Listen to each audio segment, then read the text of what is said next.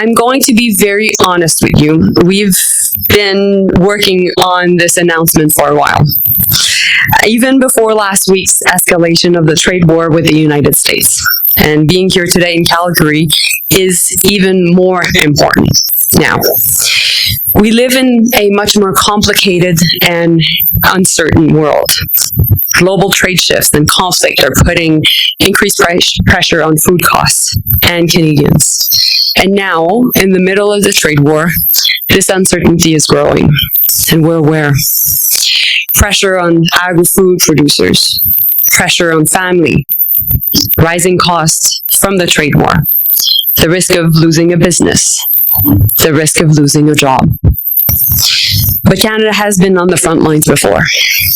This is not our first crisis our country and our people are facing. And we're there then, and we are also here now. And that's what yesterday we announced more than $7.5 billion in support programs for our businesses and our workers. Support to keep your workers, non-repayable contribution, and also interest-free loans.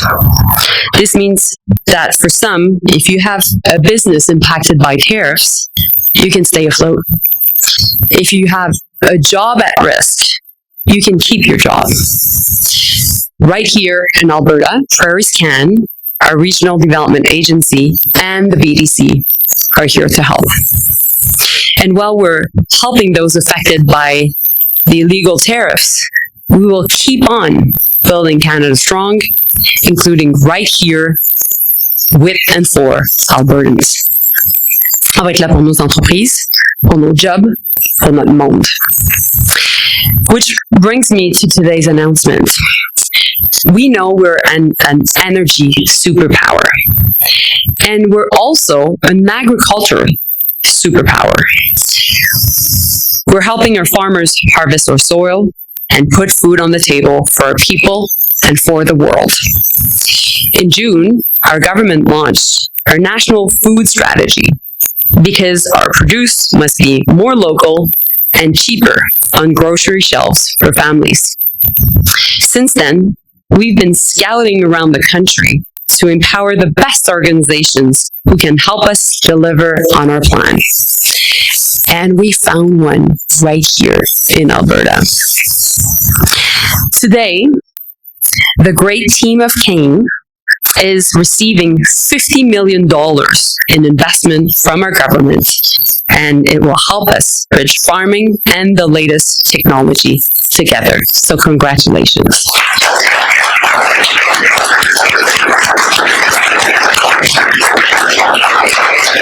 Alors aujourd'hui, l'organisation Kane reçoit 50 millions de dollars de la part du gouvernement pour soutenir non seulement le secteur agricole, mais aussi de pouvoir faire le pont avec les dernières technologies pour amener de l'innovation dans le secteur.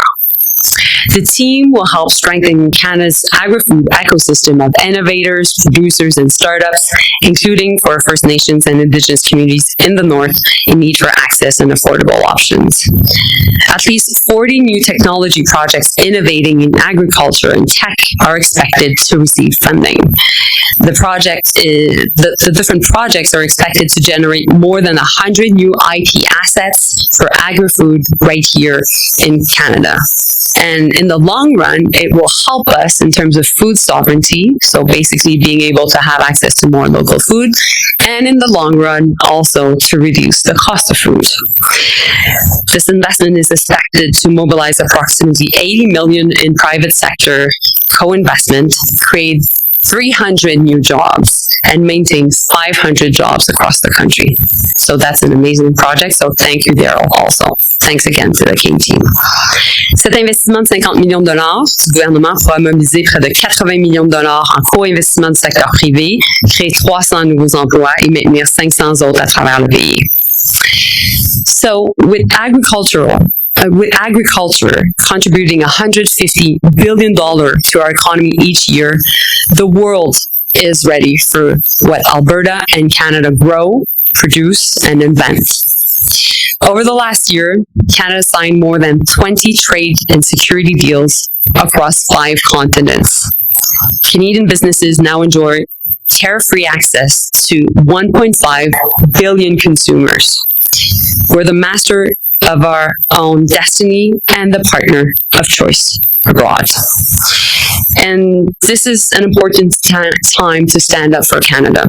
When you choose a Canadian product, you help protect a Canadian job, you support a local business, and you strengthen their ability to produce what we need here at home.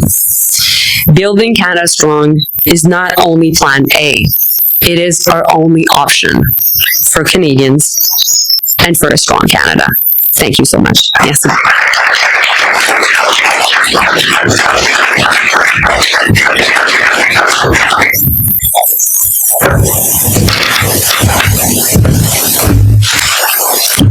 Thank you, Minister Joly, for sharing this exciting announcement, and congratulations, Daryl.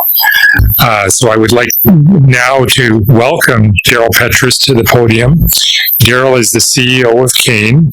He's an entrepreneur and has over 20 years of experience in technology, commercialization, and innovation. He's a proud alumnus of the University of Alberta, and we've promised not to hold that against him today. Welcome, Daryl.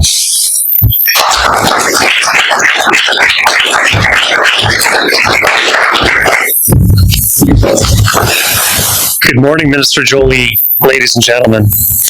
On behalf of Kane, I want to thank the Government of Canada for its continued support of and belief in Kane's mission. As CEO, I often have the pleasure of sharing Kane's top-line successes. Like every dollar we invest in projects is linked to $15 in private follow-on capital.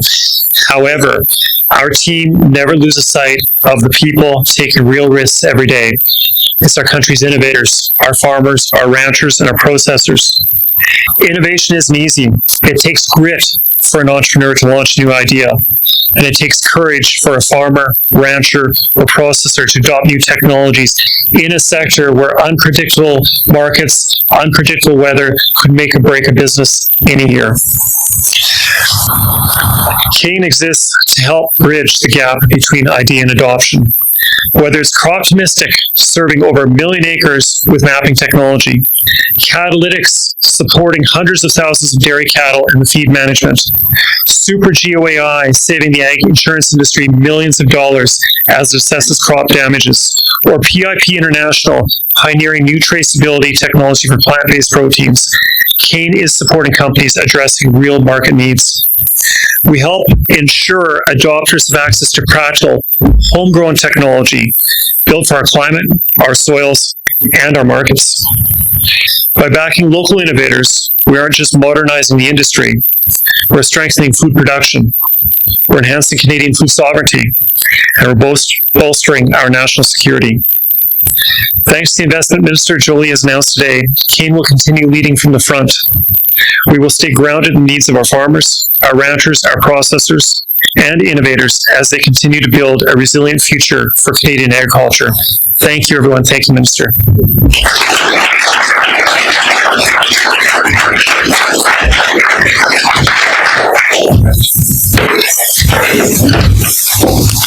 Thank you, Daryl, and thank you, Minister Joly and Minister Hogan, for being here today to make today's announcement. The Strategic Response Fund is of great importance, as the Minister has mentioned, as it helps Canadian industries innovate, adapt, and compete in a changing global economy. At the University of Calgary, we celebrate this investment that supports a stronger, more resilient Canada through the power of research and innovation. This will boost Canada's position as a global leader in innovation and accelerate the development of groundbreaking technologies that industry is asking for. This funding is truly wonderful news, and the University of Calgary is looking forward to new opportunities for collaboration with partners, community, and government that may arise from today's announcement. This concludes the formal part of the program. Thank you so much to the University of Calgary and government teams for your work in making today's announcement a success. I'm now going to turn the podium over to Gabrielle Landry from the Minister's Office for the Media Q&A. Thank you very much. I would invite everyone who had a speaking role today to go back on the podium. We'll be taking questions in English et en français. Please state your name and your media outlet. We'll have time today for around 15 minutes of questions. Thank you very much. It'll be one question, one follow-up. Hi there, good morning. Jordan Cadigan with CTV News. This is for Minister Joly. This is an off-topic question, but revolving the trade situation today, President Trump telling Glenn Beck it is, quote, time to teach Canada you can't do this anymore. Should Canadians be worried about this threat? My experience tells me that every time President Trump says something, we have to listen and we have to take him at his word. In these circumstances, we take note of what he says. That being said, we are in a position of strength, and in these circumstances, we'll continue to fight because Canada is worth fighting for. On that same topic, then, what will Canada do if the United States escalates this even further? What is Canada prepared to do? So I was asked that question yesterday. Of course, we announced important dollar-for-dollar countermeasures, counter tariffs. The U.S. imposed nearly $28 billion of counter tariffs against our businesses, against our workers. We decided to match dollar for dollar our countermeasures, around $28 billion. That was our first announcement. What we said also is that we had many cards in our hand. And of course, we have many hands to play. And that's what I will say. Thank you. Next question. Sure. Hi, Colleen Underwood, CBC News. Hi, Colleen. Hi. So what is, again, reaction to what the president said? What is your response to the White House's claims that Canada has been ripping off the U.S. for decades, and the president's comment today that Canada is among the worst countries in the world to deal with? I think Canada is just the best country in the world. Okay, thank you. Is this the worst Canada's relationship with the U.S. has ever been, and do you expect further retaliation from the White House? Well, I think the Prime Minister has been clear. It is a moment of rupture, and we need to make sure that we are not over-dependent on the American economy anymore. We know that. And so we know that Plan A, and there's no other option, is to build our country. That's why I'm in Alberta, because I profoundly believe that at the core of building our country is a strong Alberta. And that's why also I'm heading to BC tomorrow, and I'll be heading to Ontario on Friday to make sure that we're continuing to build. Can I just ask my own question? These were the networks. Colleen, go ahead, although it's the third one. You. Okay, so yesterday, Jason Kenney mentioned that oil and gas should be on the table. The Premier has said that she does not want to bring that involved in the trade negotiations, but he mentioned, rather than cutting off supply, we could maybe do an export tax or something just to have more tools in the toolbox. What do you say to that? Well, I think that when it comes to negotiating, the Prime Minister is in charge and Minister LeBlanc is working on that. So that's what I would say on their different comments. I would also say to your previous questions, and I think it's pretty much the essence of what you're asking me, is Canada is always a good faith partner in what we do with our trading partners, including the U.S., within the Federation as well. We are and will continue to be. And so we think that it's important that we work as one team Canada, because our unity is our strength. And the U.S. will never break us. And so in that sense, and I'll continue to say it, it's not a slogan, it's actually a profound belief. We think that we can be Canada strong. Thank you. Bonjour, Louis-Philippe Frozzo avec Radio-Canada. Allô, Louis-Philippe. Bonjour. Le gouverneur de la Californie, Gavin Newsom, a dit que Donald Trump était probablement prêt à retourner rapidement à la table des négociations. Vous pensez que ça va durer combien de temps, cette rupture des pourparlers? Je sais que Louis-Philippe aimerait ça que je réponde à la question, mais ni toi ni moi, on le sait. Donc, la réalité, c'est que nous, présentement, on prend acte du fait que les États-Unis nous ont offert une entente qui était inacceptable. Le premier ministre a décidé de quitter la table de négociation pour que l'on puisse défendre les intérêts du Canada. Et donc, dans les circonstances, présentement, on doit être en mode d'unité du pays et on doit être capable de se battre. Et c'est ce qu'on fait.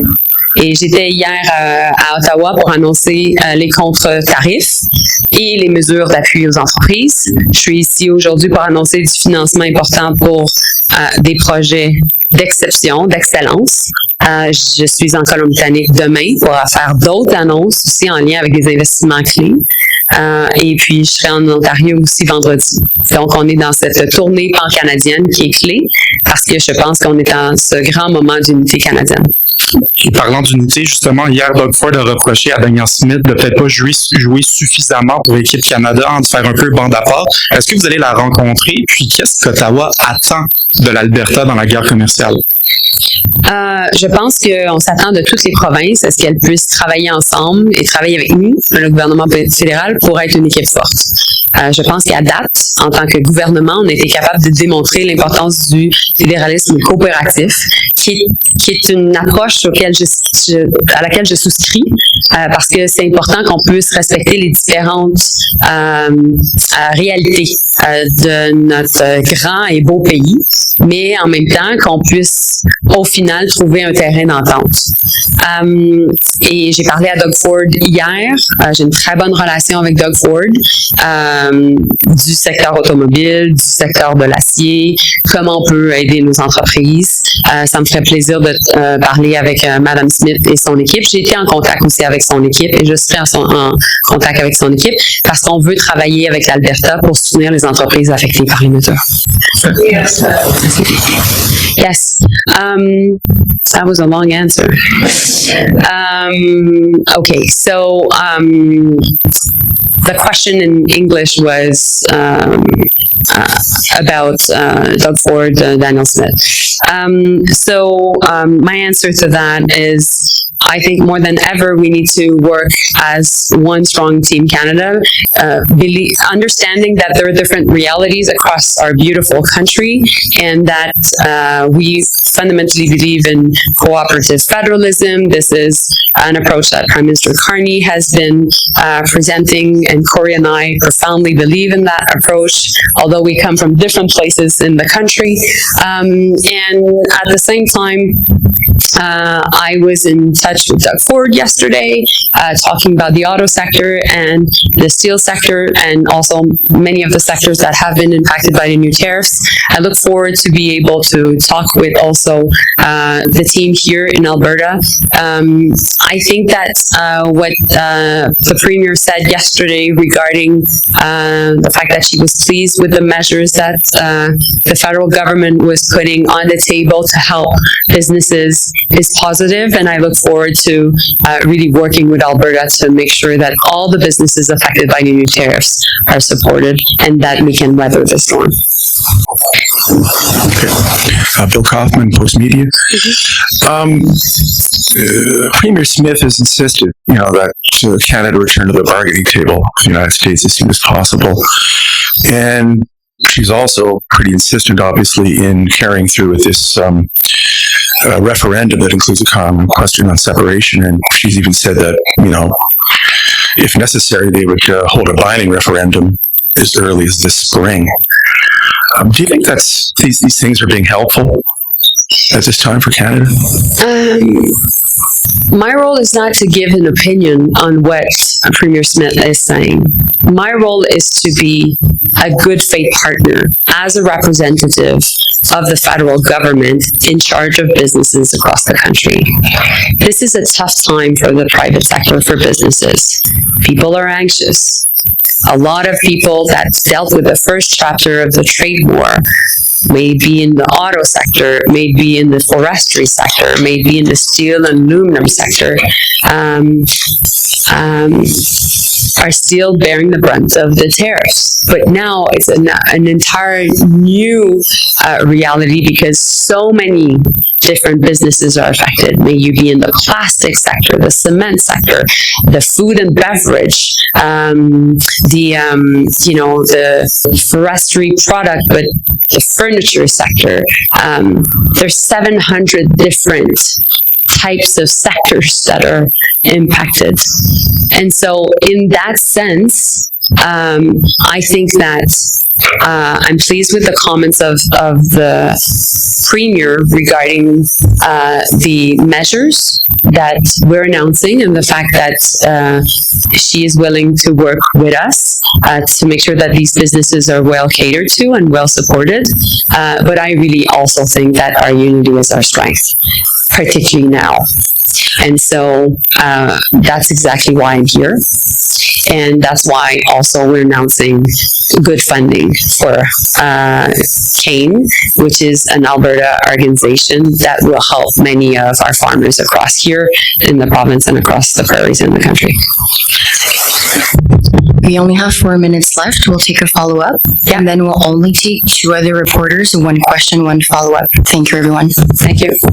Yes, and next question, perhaps MP Hogan could also answer.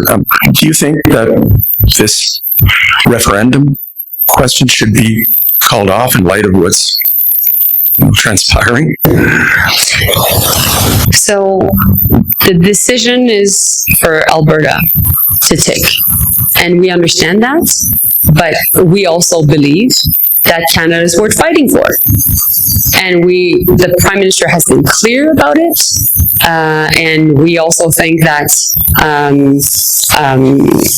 at this time of our history, where our biggest trading partner has decided to launch a trade war, we need to double down on having Alberta within Canada. We need to continue to develop its potential as an energy superpower, as an agricultural superpower, working to the benefits of Albertans and all Canadians. And ultimately, we know that Albertans will have to make a choice, and we'll respect that choice. Yeah, Bill, look, I would just say, I mean, I've obviously been very vocal about, I thought it was not a good idea to have this referendum. It was created after the rules were changed multiple times. I don't change anything about that. But I also think that one of Canada's superpowers is calm and rational. And we can't be going pillar to post on this. There are activities underway. Reasonable people can disagree about what should the path forward be from this point forward. But, while I understand that's an argument that's happening between provincial parties at the provincial level, I think, my personal focus is just to make sure that we're always making the case for Canada. Whether there's a referendum in October or next year or never, we should always be making the case for Canada. And we should always be fighting for a strong Canada within a united, or a strong Alberta within a united Canada. And Bill, I come from a place where we always need to continue to fight for Canada. I've done it for my entire career, and I'm willing to help the Prime Minister and Corey here in Alberta as much as I can. Thank you. Good morning, Jaden Wasney here with City News. Bloomberg is reporting today that the White House is having discussions about more trade penalties on Canada in response to our retaliatory tariffs announced yesterday. I guess, what is your reaction to this potential snowballing of retaliation on both sides? And another follow-up to that, can the auto sector even survive if they are already announcing 50% tariffs on autos and auto parts to take effect January 1st? Okay, so first, we won't comment on rumors. When their executive order is taken, we act. And so that's what we've done, and that's what we'll continue to do. Second, on the auto sector, I've been in contact with all the major CEOs of our auto companies, maybe Honda Canada, Toyota Canada, and Ford Canada since Friday. And we've been there to support them, and we'll continue to do so. There's more than 200,000 Canadians working in the auto sector. When you look at the indirect jobs also, so basically all the different businesses that support the auto plants and the communities, we're at 500,000 people.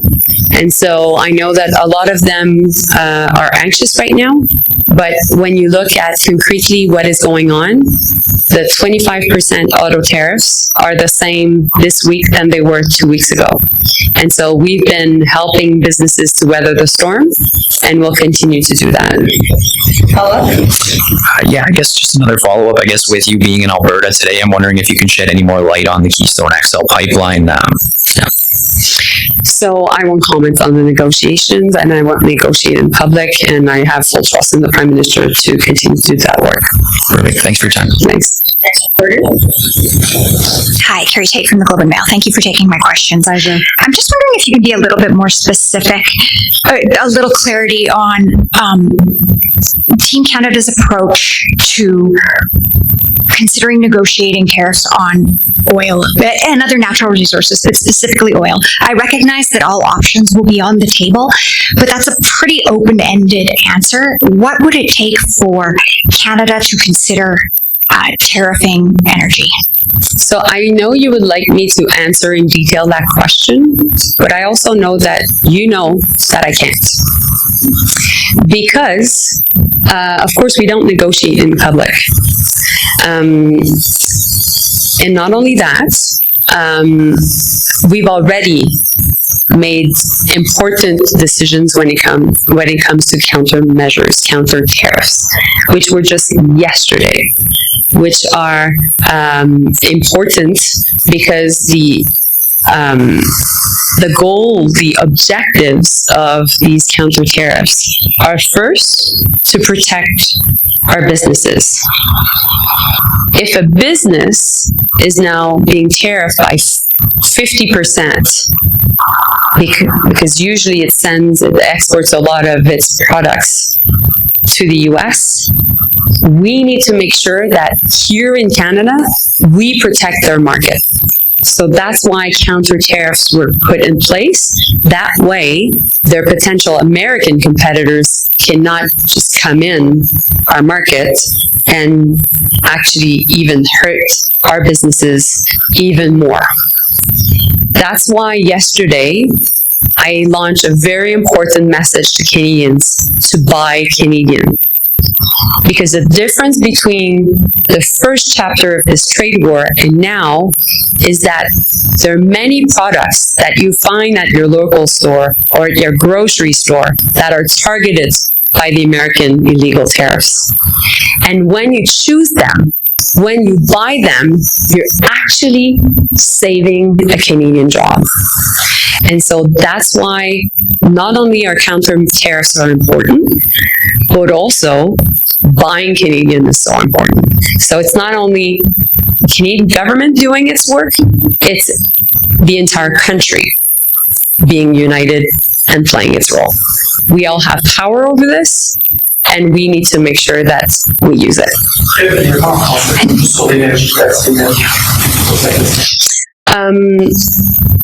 En fait, ce que j'ai dit, c'est que je sais que vous aimeriez que je réponde en détail à cette question-là, et vous savez que, bien entendu, je ne le ferai pas. Pourquoi? Parce qu'on ne va pas négocier en public, parce qu'on doit être capable aussi de travailler au sein de la Fédération tout le monde ensemble. On a déjà répondu hier aux premières aux tarifs importants de 50% de Donald Trump par une série de contre-tarifs de 50% aussi vers à l'encontre des produits américains. Et donc, l'objectif premier des contre-tarifs est de protéger nos entreprises, de protéger nos produits qui sont affectés par les tarifs américains. Parce que c'est évident que les entreprises qui normalement exportaient aux États-Unis, maintenant pourront plus autant exporter avec des tarifs de 50%. On doit s'assurer qu'elles ne sont pas victimes de la compétition de la part de compagnies américaines qui viendraient au Canada sans tarifs. L'autre chose, et c'est très, très important de comprendre que non seulement on protège le marché, mais les Canadiens, les Québécois peuvent jouer un rôle important en achetant canadien. Parce que lorsqu'on décide d'acheter canadien, ben, ça veut dire concrètement qu'on protège les emplois au Canada. Parce que beaucoup des produits qu'on va trouver au magasin, à l'épicerie, que qui vont être visés par les tarifs et donc qui sont en situation de difficulté financière, dont les entreprises sont en situation de difficulté financière. Et on doit être capable justement d'avoir un impact pour les aider, pour protéger les emplois. Donc, non seulement le gouvernement fait sa part, non seulement le gouvernement joue son rôle, mais tout le pays doit jouer son rôle et c'est pour ça qu'on doit acheter canadien. BC Premier David has suggested that perhaps Canada could retaliate in part with U.S. coal shipments through Port of Vancouver. Is that something? How would that fit into Canada's strategy? So we take note of all the ideas and options. I'll be meeting with Premier Eby tomorrow when I'm in British Columbia, and I look forward to hearing his thoughts. That being said, we've already launched our counter tariffs yesterday. They were important, and they will have impacts also, not only to protect our workers and our businesses, but also in the U.S. And we know that. The other thing also is I know that British Columbia has been deeply impacted by the forestry tariffs in the past. Premier Eby and I have had many conversations about that. And we've been there with support measures, but we know that BC will be particularly impacted and has been targeted in the context of the 50% new tariffs by the US. And so that's exactly why we need to make sure that not only are we building even more projects in Alberta, of course, but in BC, and I'll make key announcements of private sector investments tomorrow to highlight what BC can do to continue to be a prosperous province. Thank you.